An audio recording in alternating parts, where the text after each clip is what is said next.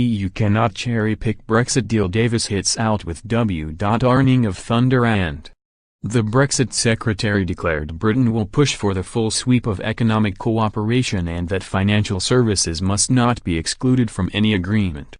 EU chief negotiator Michel Barnier has repeatedly insisted the UK cannot choose to keep the best elements of membership when it quits the bloc. No trade agreement exists that includes financial services, and the City of London will inevitably face curbs on access, he has warned. But Mr. Davis said a deal that took some areas of the current economic relationship but not others would be cherry-picking. Writing in the Daily Telegraph, he said, "Brexit will allow us to take control of our borders, our money and our laws.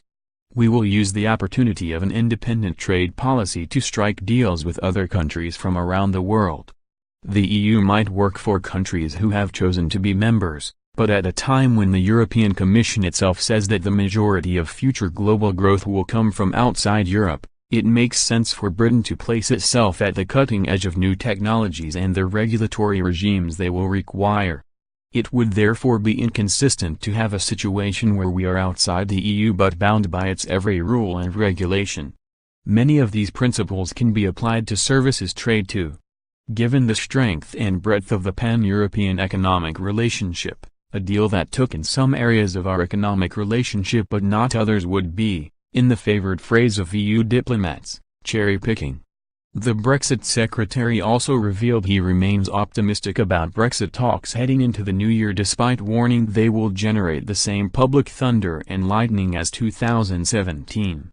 Mr. Davis said, "The negotiations about the future will not be straightforward. They will generate the same public thunder and lightning we have seen in the past year. But I believe they will be successful, because the future of the Europe continent is best served by strong and successful relationships." Describing his future plans for Brexit negotiations, he added, "Although EU guidelines will not be agreed until March, when chief negotiator Michel Barnier and his team will be able to confirm their positions, talks about implementation begin early in the new year. At the same time we will begin a deep and open exploratory dialogue to discover a mutually acceptable point of balance in our relationship with the EU.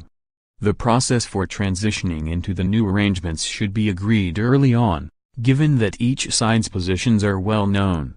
At Florence, the Prime Minister proposed a period of around 2 years in which Britain leaves the EU but maintains the key rights of the single market and customs union, along with the corresponding responsibilities.